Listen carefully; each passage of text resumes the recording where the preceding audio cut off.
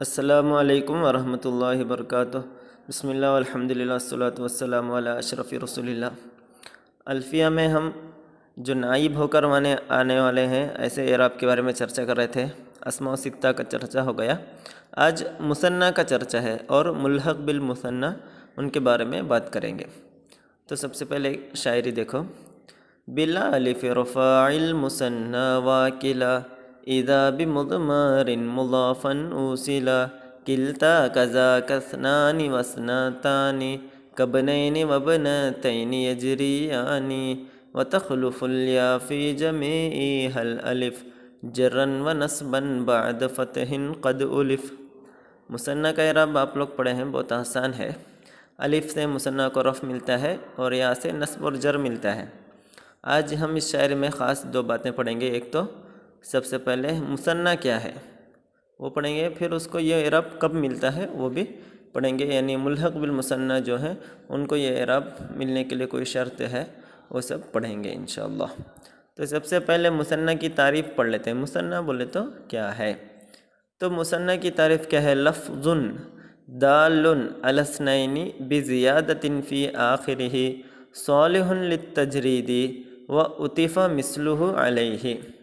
مطلب دیکھو، لفظ ایسا لفظ ہے جو دال دلالت کرتا ہو، دلالت کرنے والا ہو، علی اثنین دو پر۔ اس میں دو کا معنی آنا ہے، ایک سے زیادہ، دو سے زیادہ نہیں ہونا ہے، صرف دو پر۔ بزیادۃ فی آخرہ، اس کے آخر میں زیادتی کے ساتھ۔ اوکے، جیسے ہم ولدن تو ولدانی آخر میں زیادہ کرتے ہیں، دو الف نون اس طرح۔ بزیادۃ فی آخرہ صالح للتجرید، وہ جو زیادہ کیے اس کو الگ کرنے کے قابل ہو، صالح لائق ہو، للتجریدی الگ کرنے کے، جو زیادہ کیے اس کو الگ کر سکتے ہو۔ تو ولدانی کبھی ولدن ہوتا ہے، الف نون کو چھوڑ سکتے ہیں۔ اوکے، وعطف مثلہ علیہ، اور اسی کے جیسا دوسرا چیز اس پر عطف کیا گیا ہو۔ مطلب ولدانی مطلب دو بچے، تو دو یعنی ولد منا ایک بچہ، تو ولدانی دو بچے، تو ولد کو ہی ولد پر کیا کیا یہاں عطف کیا گیا ہے۔ ابھی اس کا خلاصہ کرتے ہیں۔ دیکھو، سب سے پہلے دو پر دلالت کرنے والا ہونا بتائے۔ ابھی ایسا لفظ ہے جیسے شفع، شفع کا معنی آتا ہے جوڑ، دو ایون نمبر ہے بولتے ہیں نا۔ شفع لفظ ایک ہی لیکن اس کا معنی جوڑ ہے، تو معنی نہیں دیکھنا ہے۔ اس میں دو پر تو دلالت کرتا ہے، لیکن بزیادۃ فی آخر، جو شرط بتائے آخر میں زیادہ ہو کر آنا ہے، اس میں بغیر زیادتی کے ہی وہ کیا کرتا ہے؟ دو پر دلالت دیتا ہے، تو یہ شفع مثنیٰ نہیں ہے۔ اوکے، پھر نیکسٹ صالح للتجرید بتائے، جو الگ کرنے کے کیا ہو؟ قابل ہو۔ ابھی جیسے اثنان ہے، اثنان میں کیا ہے؟ دو کا معنی ہے، اور الف نون اس میں ہم کیا بولتے ہیں؟ الف نون بھی اس میں زیادہ ہو کر آیا ہے، لیکن اس کو الگ نہیں کر سکتے، اثنن نہیں بول سکتے ہیں، اثنان ہی ہے، اثنن نہیں بول سکتے۔ اوکے، تو صالح للتجرید سے مطلب یہ ہے کہ اس کو الگ کر سکتے ہو۔ پھر نیکسٹ شرط بتائے، عطف مثلہ علیہ، اسی کے جیسا اس پر عطف کیا گیا ہو۔ اب جیسے بہت سارے ورڈ ہیں عربی میں، قمرین، عمرین، عمرین، قمرین، تو اس کا دیکھنے میں تو مثنیٰ ہے اور اس کا معنی کیا ہے، لیکن اس کو اس کے اوپر ہی عطف نہیں کیا گیا، بلکہ دو الگ الگ چیزوں کو ملا کر قمرین بولتے ہیں۔ قمرین سے مراد دو قمر نہیں، بلکہ شمس اور قمر کو قمرین کہتے ہیں، سورج اور چاند کو۔ اسی طرح عمرین بولتے ہیں ابو بکر رضی اللہ عنہ اور عمر رضی اللہ عنہ کو ملا کے۔ تو اس طرح عطف مثلہ علیہ مطلب وہی چیز اس پر عطف کیا گیا ہو۔ تو ولدانی مطلب دو بچے ہی ہے، بچہ اور عورت ایسے نہیں۔ اوکے، تو مثنیٰ کی تعریف اچھے سے سمجھ گئے، یعنی دو پر دلالت کرنا ہے اور اس کے ساتھ آخر میں زیادہ ہونا ہے، اور جو زیادہ کہ وہ الگ کرنے کے قابل ہو اور اسی کو اس پر عطف کیا گیا ہو، دوسرا ایک الگ غیر کو نہیں۔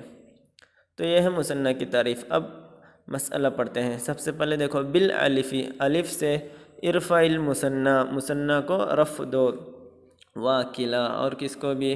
کلا کو بھی۔ کلا بھی مثنیٰ کے جیسے ہے، مطلب ملحق بالمثنیٰ۔ دو چیزوں کا اعراب بتا رہے ہیں، ایک تو مثنیٰ کا اور دوسرا ملحق بالمثنیٰ۔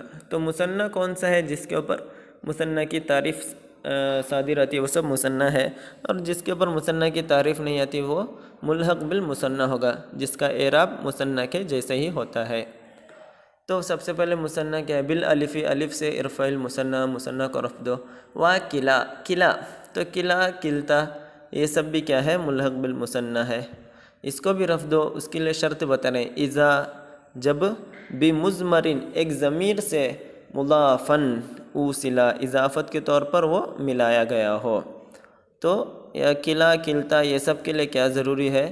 وہ ایک ضمیر کی طرف کیا جانا ہو؟ اضافت کیا جانا ہو، تبھی اس کو یہ اعراب ملے گا، ورنہ تو تینوں حالتوں میں وہ کیا رہے گا؟ اگر ایک ظاہر کی طرف اضافت کیا گیا تو تینوں حالتوں میں اس کو الف ہی رہے گا۔ تو بولیں گے جاء کلا الرجلین، رأیت کلا الرجلین، مررت بکلا الرجلین، اس طرح۔ تو اگر اس کو یہ اعراب ملنا تو ایک مضمر کی طرف، جیسے کلاہما، جاء الرجلان کلاہما، رأیت الرجلین کلیہما، مررت بالرجلین کلیہما، اس طرح۔ تو آگے شاعری دیکھو، تو کلا کو اعراب ملنے کے لیے ضمیر کی طرف اضافت کیا جانا ہے۔ کلتا، کلا، کلتا، کلا مذکر، کلتا مؤنث کے لیے، کذالک، وہ بھی اسی طرح ہے قضا کا۔ پھر قضا کا اسنان واسنتان، اسنان اور اسنتان بھی کیا ہے؟ کابنین، ابنین اور ابنتین کے جیسے۔ ابن مفرد ہے، ابنین اس کا، ابنان اس کا تثنیہ ہے، اسی طرح اسنان اور اسنتان وہ بھی کس طرح ہی ہوں گے؟ ملحق بالمثنیٰ ہوں گے، یعنی ابنان اور ابنتان کے جیسے ہی یجریانی چلتے ہیں۔ اس سے یہ بتا رہے ہیں کہ کلا، کلتا اور اسنان، اسنتان یہ سب بھی ملحق بالمثنیٰ ہے، اور ابنان اور ابنتان یہ سب اصلی ہے۔ تو الف ہے، یہ سب میں کیا ہے؟ رفع کی علامت الف ہو کر آئے گی۔ پھر اسنان اور اسنتان ابنان اور ابنتین کے جیسے ہی اعراب ہوگا۔ پھر نیکسٹ شاعری میں وَتَخْلُفُ الْيَا فِي جَمِيعِهَا الْأَلِفِ جَرًّا وَنَصْبًا بَعْدَ فَتْحٍ قَدْ أُلِفَ، وَتَخْلُفُ الْيَا، اور یا اس کے بدلے میں آئے گا فی جمیعها، ان تمام صورتوں میں، الالف، الف کے، مطلب الف جہاں رفع کی حالت میں آتا تھا اس کی جگہ میں یا آئے گا جرًا و نصبًا، جر اور نصب کی حالت میں، بعد فتح، فتح کے بعد، قد الف، اسی طرح معلوف ہے، معلوم ہے۔ تو اس سے یہ بتا رہے ہیں کہ الف جہاں جہاں رفع کی حالت میں آتا تھا مثنیٰ میں، وہاں وہاں کیا آئے گا؟ یا آئے گا، اور وہ یا سے پہلے کیا آئے گا؟ فتح آئے گا، جیسے کہ ولدن، ولدانی رفع کی حالت میں، تو نصب و جر کی حالت میں کیا آئے گا؟ ولدینی، کیا آئے گا؟ ولدینی، جیسے یہاں ابنینی، ابنینی، یا سے پہلے نون کو کیا ہے؟ فتح ہے، اور یہ ابنتینی، تا کو کیا ہے؟ فتح ہے، جیسے کلیہما، کلتیہما، اثنین، اثنتین۔